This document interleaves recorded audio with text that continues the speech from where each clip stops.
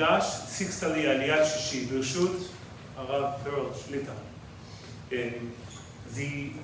This week Parsha has the famous event where Yosef HaTzadik revealed himself to his siblings, to his brothers, and he said, Ani Yosef Haim Yosef, Ha'od David Chai, my father is still alive.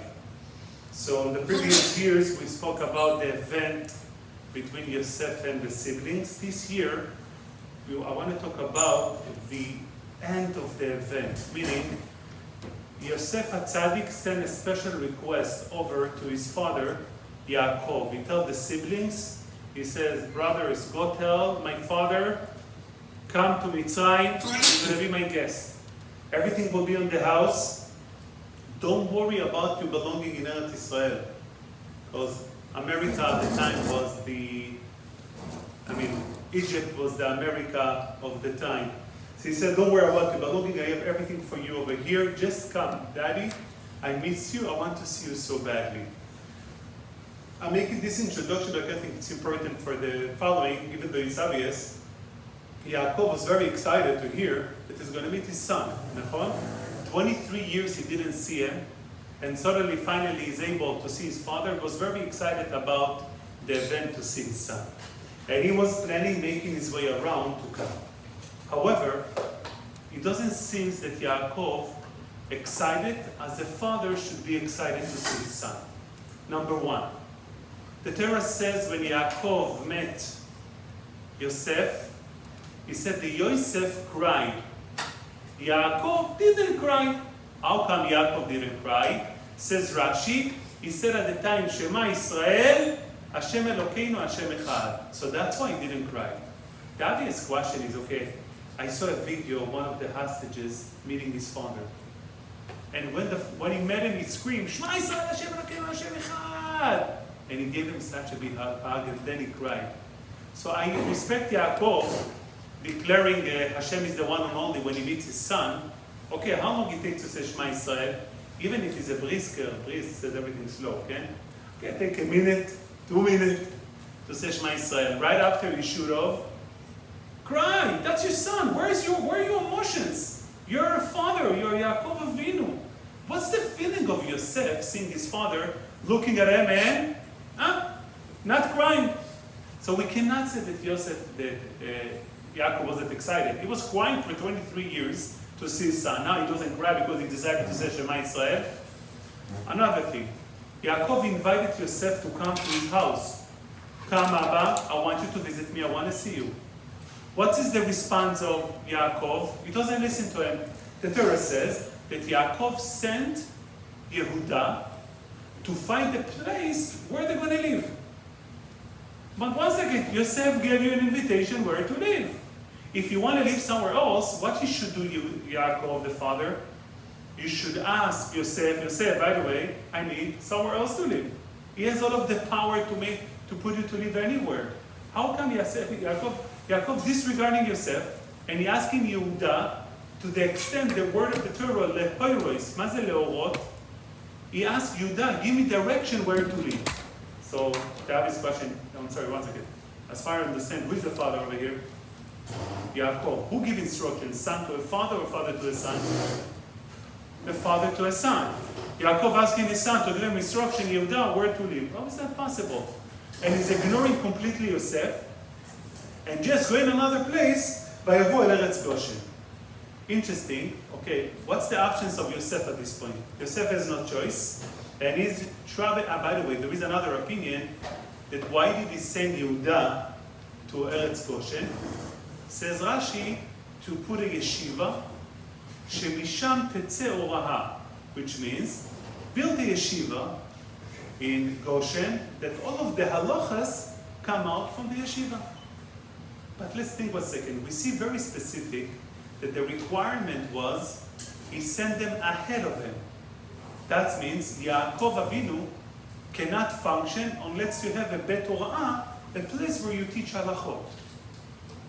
But how many people are we talking on Israel? 70 people. Who do they ask questions in halacha? Yaakov Avinu. So So if they ask what Yaakov Avinu is anxious to make sure there is a yeshiva that the royal is going to come out over there. Yaakov Avinu, you can do it the day after. You don't need to do the day before. When you go over there, make sure that after a while, you know the place, set up a place for a yeshiva. There is no need for a yeshiva at this point. You're building a yeshiva way earlier in the game. Weiter, when Yaakov Avinu meets Yosef, he made an unbelievable statement. He says, Amuta apam. Now I saw you, I can die. I'm comfortable to die. It seems like that, if you miss something and you see him for a second, now you can die. So first of all, when somebody's dying, it doesn't miss anybody anymore. Dying is the opposite of missing. Because if he would die without meeting Yosef, what would be the problem? You know that Yosef is alive, Baruch Hashem. What's the importance of meeting you and therefore I can die? But there is another pshat. Amuta apam, Rashi says, Yaakov said, I'm going to die. He thought of himself. He said, Yaakov, I thought I'm going to die. Ba'olam hazeh, in the olam haba. In the both worlds, I'm going to die. Gam olam haba. Lama? He said, I'm responsible for your death, Yosef. Now I see that you are alive. I'm not going to die in olam haba. That's really a lot of question. Why would Yaakov be responsible for the death of Yosef? What did he do wrong? In Yaakov's perspective, they told them that Chayara Chalat, your animal killed them. So then, why would Yaakov be at blame? But the real question, why would he die Olam Haba? If he deserved to die twice, okay, Olam Hazeh twice maybe. Why would Yaakov die Olam Haba if he's responsible for the death of his son? He make it too dramatic. Okay, that's irresponsible. But we don't say people die in Olam Haba because of the responsibility in Olam Hazeh. So then, Yosef Avinu turned over to his brothers, Vayomer Yosef el Echav ve'el Beit Avi, Ele ve'agida leParo. Let me go to Paro and I'm going to tell him, V'omra elav, Achai ve'Beit Avi, asher be'eretz Knan ba'u elai. So the way Yosef is referring to his family is he was talking to Echav u'Beit Avi. Who is Echav and Beit Avi? Brothers and the household, not Yaakov, because later in the parasha we have also Yaakov, Echav, ve'Beit Avi. When it says Vayichalkel Yosef, et Aviv ve'et Echav ve'et kol Beit Aviv. So Beit Aviv, it's not the father. Beit Aviv, the house of his father, must mean the extended family. So Yosef, he doesn't talk to Yaakov anymore. He's telling his siblings and to the household of his father, I'm going to go and I'm going to tell Paro that my siblings and the house of my father came. Where is Yaakov in the story? You're ignoring him? That was the plan. In fact, that's in Pasuk Aleph, in the next perek, Menzayin, Vayavo Yosef, Vayaged לפרעה, ויאמר, אבי ואחי וצאנם מופקרם וכל אשר להם באו למצרים. So, he said, I'm going to tell Paro that my brothers and the house of my father came. But the way he presented it to Paro way different. He says, my father, which is the right order. My father, my brothers, and everybody else came to Egypt. So what's changed? Why are you planning, when you're talking to your siblings, you're telling them brothers and the house of my father. When you are talking to Paro, you change your way. You said my father and that should be the right way of saying it, my father and my brothers. How come he ignores his father when he's talking to his siblings? Then he said, let's tell Paro that you are shepherds. כי תועבת מצרים, Egyptian hates shepherds because they worship the sheep, and therefore tell them you are shepherds. Because I don't want Paro to bid you as generals in the army. They come to Paro, and when Paro, after Paro met his siblings, first Paro met the siblings, and then he met Yaakov. So that's also been the question. If you're presenting my father and my brothers came, so who should see Paro first? First my father and then the brothers. But the event is, first Paro met the brothers and then he met the father. And he's telling Yosef, everything around this beautiful place, Mitzrayim, it's for you. Let them please sit in the best place in Eretz Goshen. So he was very nice to them. the Yerushalmi said, why are we eating chazeret, horseradish, on maror? Horseradish at the beginning it's sweet, and at the end it's very bitter. So he said the Egyptians were the same. At the beginning, paro was very sweet, and at the end it was very bitter. So it's interesting to see the connection between what the sweetness of paro and the bitterness that we're trying to build into the chazeret. I want to move on into the conversation of Paro and Yaakov. Paro met Yaakov, and he asked him a very interesting question. How old are you? So Yaakov says, you know what? I'm 130 years old. Me'at ve'ra'im hayu yemei shnei chayai. Very, very bitter and bad life my life was. First question to Paro, why do you ask an old man how old is he? That's not, this is first sensitive. But Yaakov Avinu, you respond in a very negative way. I had bad life. What? You're supposed to be happy. You're not supposed to feel like everything was bad, you know? Jewish mother always complained, but man, it's supposed to act better. Not say everything was bad, all of my life were bad. But something interesting also, that the Gemara in Megillah said, Be'emet, how old was Yaakov at the time? 144. He deducted the 14 years that he was learning in the yeshiva of Shem Va'ever. So therefore he told Paro 130. Yaakov, what are you trying to achieve over here? You don't want to tell him you were in yeshiva when you went to Eretz Yisrael for yeshiva 14 years. You're erasing these days out of your life. Meaning, what's the gain of not telling Paro that he was in yeshiva? It has nothing to do with the questions of Paro. Weiter, Paro, Yaakov leaves Paro, and the Torah says, Vayivarech Yaakov et Paro. Yaakov gave a bracha to Paro. What's the bracha that Yaakov gave to Paro? He gave him a bracha that the Nile River, the Nilus, the river will come up to him when he will approach the The Nile River, the river will come up to him. Why? So basically, he gave him a unbelievable bracha and unbelievable koach, to the extent that Paro present everybody that he's God. Lama, he said, Li yoiri ve'ani asitini. The Nile River belonged to me and I made myself. Yaakov, why are you giving a bracha to somebody that eventually going to be bad for the nation?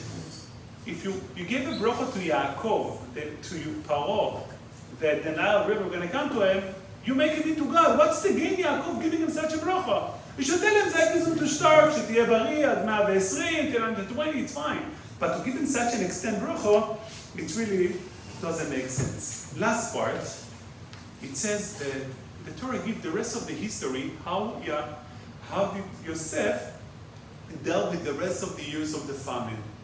Seems to be very irrelevant information.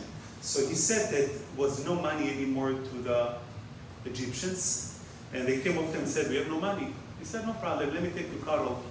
You ship everything, let me take it as an exchange. After a year, they gave him all of the cattle, all of their sheep. They said nothing left. He said, okay, you're going to be now the slaves of Paro. He's going to own you, he's going to own your real estate, your assets. I'm going to give you the seeds to plant. 20% going to go to Paro, and 80% will be kept by you. Unbelievable move. What's the gain of Yosef of this move? That Paro now is getting 20%. 20% of all of the produce in Egypt. If you think about 20% is not a lot. We pay the highest bracket is 37%. In New York, you can reach to 50% paying taxes. 20% is a very reasonable amount to get people to pay. It seems very clear that they have no choice. If you have no choice, you can ask whatever you want. The Torah says that when he bought them to be slaves, he relocated all of them. If you're a slave, you don't belong where you live, go somewhere else. It was a big expense to the government to make them into slaves. For what? To get 20% of the income. For that, you don't need to do all this big move. Very simple. Condition, if you want to live in Egypt, I'm giving you food, the taxes are 20%. It's not a high number of taxes to create such a big move. The last question, And that's the beginning of the answer. The Torah says that Bnei Israel ayu metzuyanim sham. The Torah expressed that Bnei Israel stood out in Mitzrayim. They were marked. How did Bnei Israel were marked? We were in Egypt for 210 years. Says the Gemara, shelo shinu leshonam, the language, their name, shmam, and malbusham. How is that possible? For 210 years, not to change language, name. We have the Chassidim in Boropar. How many years? 70, 80? Now they already speak English, you know? 210 years to say they're all going to speak English, I think you're taking it way, way, way, way too far. How do you do such a thing? How can you keep the language and everything for 210 years? So B'siyata Dishmaya will think the following. Let's go back. Yosef HaTzadik gave an invitation to Yaakov Avinu, come to me, I want to see you. Continue, end your life with me. There is a famine in the world, the family at risk. I will be the provider, I will give the family everything. Come to Egypt. It's very, very dangerous. Or Sheshiva used to say that he told parents that their children move out of town. Don't move after your children to where they move to. Why? Because on your town, you're a chashuv guy, you're a somebody. When you go where your children live, nobody knows you. Who are you? You're the father of David. So far, they were the children of Moshe. Now you become the father of David. You're nobody. What does that mean? I saw when people move from one country to another, it's a big shock to the whole family. Change of culture, language, and everything. And you see it often that the older people who move, people from Iran, for example, move to United States. The older people became nobody. Because you don't speak at the age of 65, 70, can you change a language now? No way. They stick to the old language. But I remember your grandfather, that's why I said from Iran. It was like, he couldn't communicate with me. I came to Ben's house, I was in Shidduchim years ago. And I came to his house, we were spending time. His grandfather was such a nice guy, I couldn't communicate. So for me, it was like such a cute guy, but that's it. You can't be more than that. Now, how did grandchildren looking up to their grandfather? Who is he? They're looking at him. Okay, we honor him, everything, but we speak English, he doesn't speak. My mother speaks with him in the best language, we speak the okay. There is no way for a grandfather to influence his children with the language barrier. I saw with my father, he was over 70, but he had the language in Eretz Israel. It was easy for him to influence, and when he came here, he used to tell me, Ariel, I'm happy your children speak Hebrew. I can communicate, I can make a difference. There is a flaw in communication between an older grandfather to his kid. When they move into a new location, it ends. There is no communication, and he looks like somebody far away. Okay, very cute. A lot of Israeli, yeah, my grandfather was a big tzaddik. Okay, then where are you with him, But he was a big tzaddik. The famous story that the guy came to an Israeli store, and the guy was tattoos all over, and earrings, no kippah, no nothing. And it was a picture of an old guy with white beard on the wall. So he went over and said, is this kosher? What are you talking about? He said, it's kosher over here? He says, look. I said, what do you mean? He said, look at the picture. This is my grandfather. Why are you asking if it's kosher? He said, look, if your grandfather would be here and you would be in the picture, I wouldn't ask this question. The problem is you're here and your grandfather is just a picture for you. That's a problem. The grandfather becomes a picture. Yaakov Avinu understood that him going down to Egypt, he would jeopardize all of the future of Am Yisrael. He won't be able to influence Am Yisrael anymore, and he was the head of the family. And he understood that he must create a transition into Am Yisrael that he's no more the head of the family. How do you take away from yourself being the head of an institution? You need to empower other people and making them to tell you what to do. Says the Torah, "Vet Yehuda shalach lehorot lefanav." He sent Yehuda to tell him where to live. He's telling the next generation, you're the CEOs of the company, not me anymore. I can be in shuls, they have the old rabbi, emeritus rabbi, huh? Emeritus? Huh? Rabbi Emeritus. Rabbi Emeritus. I can be the Rabbi Emeritus, the grandfather Emeritus. That's the much I can be. But to be part of the Klal Israel, Yaakov Avinu understood that he's going to lose it. So he restructured Am Israel from a father to an institution. It said that the Lubavitcher Rebbe, before he passed away, years before, the shluchim are the people who were sent by the Rebbe outside to the world. So toward the end of his years, Rabbi Shmaya told me, he used to tell, they sent him a question, and he used to say, go to Merkaz HaShluchim, to the center of the Shluchim, and ask them. But we're asking you, the Rebbe. No, he wants to create a system where it's not about him anymore. That's what Yaakov Avinu did. He created Am Yisrael, not about it. Step one, first, he got Yehudai's son to make decisions. You let the next generation to make decisions where we're going to live. Step two, unbelievable. He created a yeshiva to give Beit Torah in halacha. Why do you need a yeshiva? It's too early in the game. It's not about the family anymore. As a family, Yaakov can enter. But he's converting the family into an institution. He wants the family to build the future. So now, anything in halacha is not anymore Yaakov Avinu. At this point, what's halacha? Let's go to the Beit Torah. He might was sitting over there in the yeshiva, but it wasn't about Yaakov, it was about the Beit Torah. He was able to restructure it. Therefore, Yaakov didn't want to go to Yosef. If he goes to Yosef HaTzadik to his house, if he becomes the guest of Yosef, he's losing the potential of Am Yisrael. He needs to do something else. Yosef needs to be my guest. He created himself independently than Yosef, without asking Yosef a place. And he said that Yosef came and he visited his father. We changed again. It's not more Yaakov visiting his son. It's the son visiting the father. What's the game? If Yaakov coming to his son, he cannot influence him. A guest cannot influence a host. A host can influence a guest. Says Yaakov, when Yosef came to him, he said, I can die now. Now that you understand that you're my guest, where did Yosef came into? He came into the institution. He didn't come to Yaakov. How do we know? Torah says, we ask, when he met Yaakov Avinu met Yosef. Yosef was crying, and Yaakov Avinu, what did he do? Shema Israel. The lashon of the Torah is Vayesor Yosef merkavto.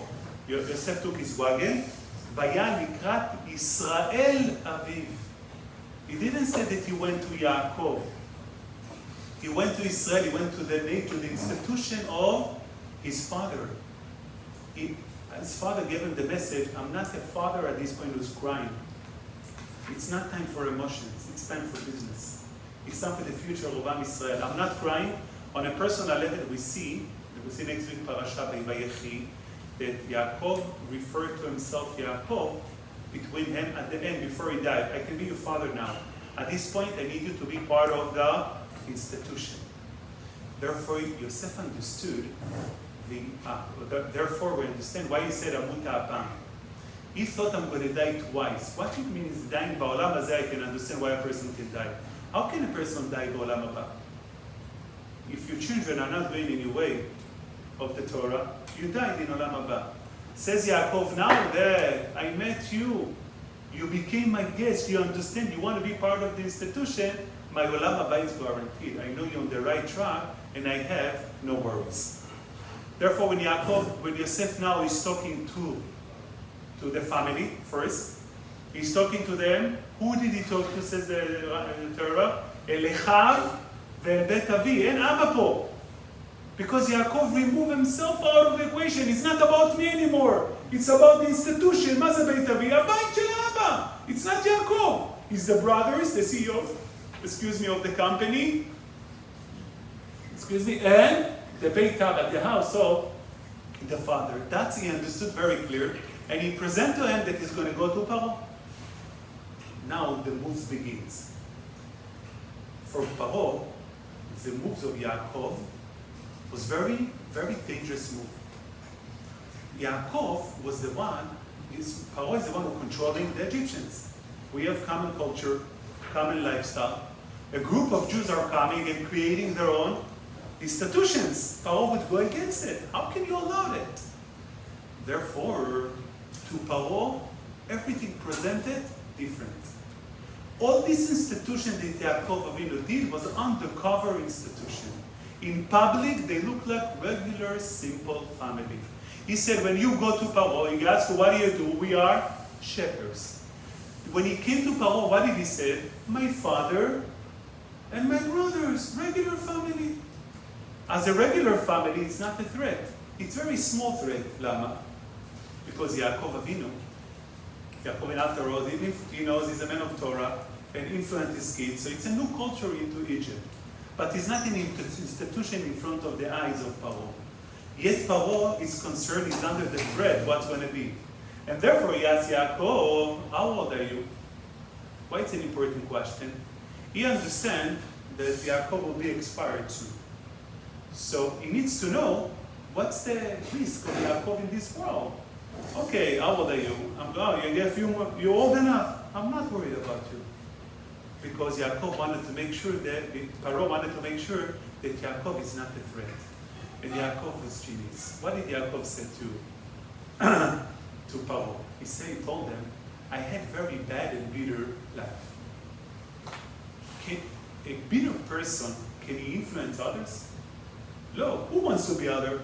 You see an old guy angry the whole day, you say, away from him, leave me alone, let me go somewhere else. He said, I have a very bitter life. But there is a problem to it. Yaakov, if you learn in yeshiva for 14 years, a man who lives lives of Torah, his life not bitter and bad.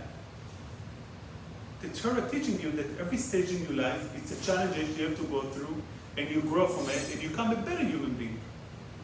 How is it possible that how can Yaakov declare that his days were bad and bitter when he's a man of learning Torah? Therefore says the Gemara, he eliminated the years where we were in yeshiva 14 years. He wouldn't be able to say I had bad life if I went to yeshiva. If you went to yeshiva, your life got to be good. You learn how to deal with life and not to appreciate challenges and not to enjoy challenges. So the only way for Paro to believe him was by saying, yeshiva is out of the equation. So therefore, I'm just a bitter and bad life. Now Paro is not afraid. That was the phase of Yaakov. Yaakov gave him a bracha, an interesting bracha. Yaakov understands that there is a pressure over here. Paro trying to make sure he's not going to influence Am Yisrael, and he knows how to give him the right answer. So why you, Yaakov, giving him a start, a big bracha, that the Nile River should come in front of you? Put it aside 1 second. Let's go to Yosef HaTzadik. Yosef makes a very interesting move in Egypt. He makes everybody to be slaves. Why it's so important?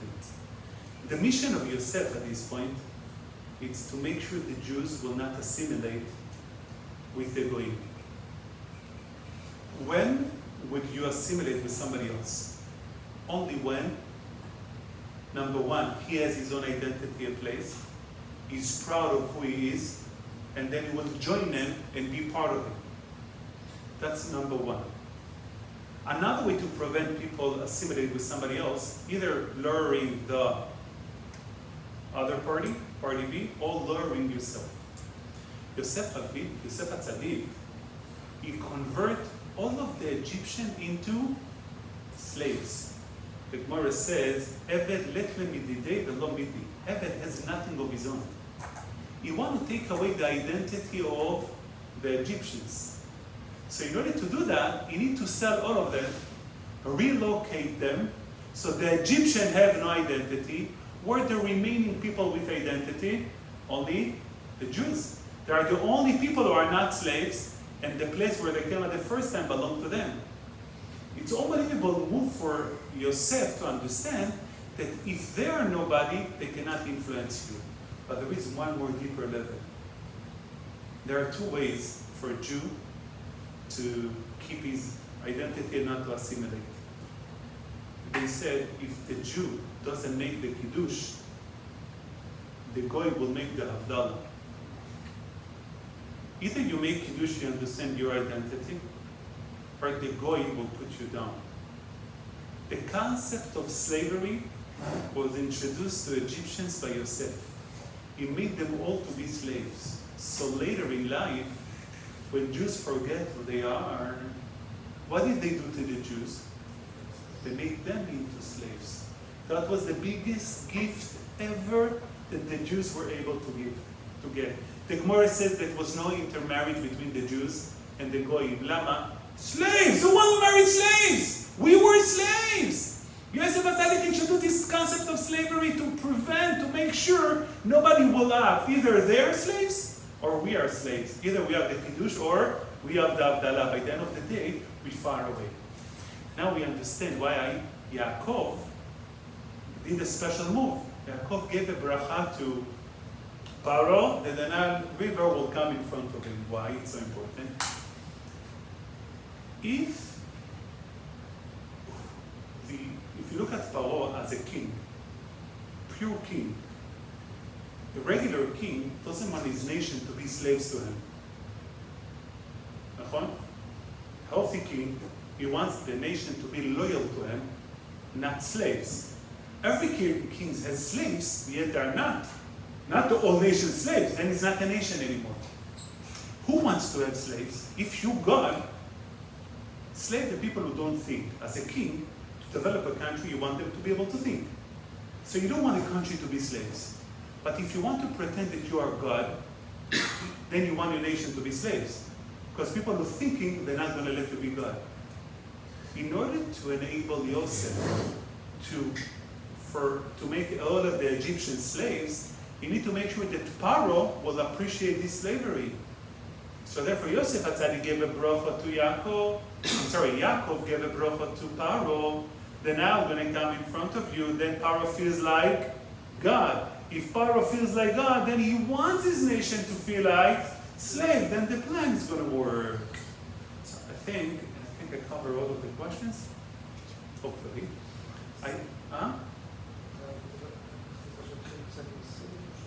למה הוא כפיסת 14 שנה של תורה?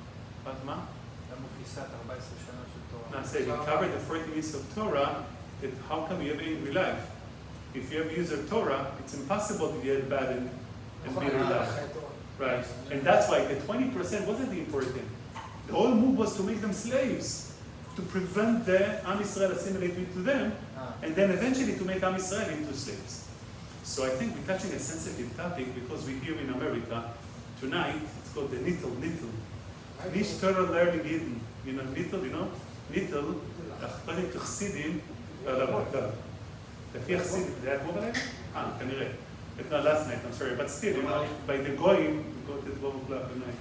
So, the Hasidei Chabad and other Hasidim only have the custom not to learn on that night, or last night, because it's the night that the Yemach Shemoy, the Mamzer, was born, according to their theory, and their klipos, the klipot chitzoniyot, you're giving chayus, you're giving energy to the klipot, whatever the pshat is. So it's called the nittul. Nittul, yesh kol omrim nittul, it's the birthday in Yiddish.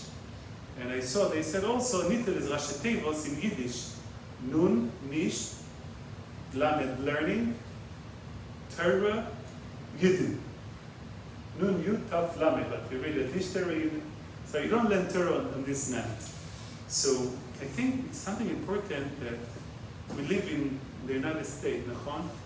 But I might sound a little bit extreme, but I think that's Torah, if I might say. And we all here under a big thread where we relate to the Goyish concept and connect to them.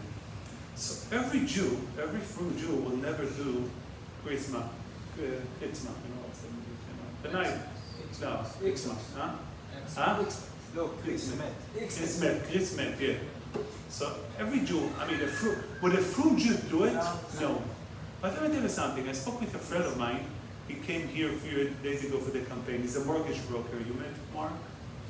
He's a mortgage broker. He came over here. He donated $5,400 to Shorashim. So I spoke with him last night. I was like, what's going on tomorrow? I said, yeah, my kids, my family come, we all celebrate, we're all eating. He's a Jew, his wife is a Jew. How is that possible that he's comfortable to make a big meal this night? You know what? Because his grandparents, they were from Jews. When it came to Thanksgiving, they said, why not? American do Thanksgiving, it's not an issue. It's not a religious holiday.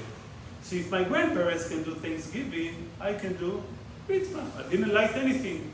But his grandchildren, if they're going to be Jews, they're going to like, they're going to do everything. We have the obligation to create and to be clear of who we are, number one. And I'm sorry to say the following. Egoy tselem Elokim. It's a shape of God, true, and you have to respect the way. But the Kuzari said the distance that we have from a Jew to a Goy is the same distance of a human being to an animal. We need to understand the difference, the slavery and our identity. Anything related to the Goyish concept, if I might extend it, in my house I'm trying not to celebrate, I don't celebrate any Goyish birthday. Number one, it's hard for me to remember because I'm Israeli. But I don't want my kids to grow with the English calendar. We live with the Hebrew calendar. This is who we are. Your birthday, your bar mitzvah, nobody goes by the English calendar. So you do, obviously, the Yiddish calendar. To come and to say, it's my birthday, when my daughter said, it's my birthday. I'm like, what? I don't know what you mean. We need to stay away from the American culture. That was the biggest work of Yaakov Avinu, to stay away from the culture, not to relate anything the culture do, as much as possible, because if we're not going to stay away from things that are simple, what would the next generation stay away? So I'm not saying you should fight with your kids. Chas v'sholem, don't set the Goyish birthday, you know? You can make it a game, but show them that we are not part of it. This is the Egyptians, this is slavery, Rabbi. Unfortunately, we look at the Americans, to say, as people who are in light. No, it's slaves. They're slaves through their tivus, to their desires, to their nonsense. This is slaves. We are freedom people.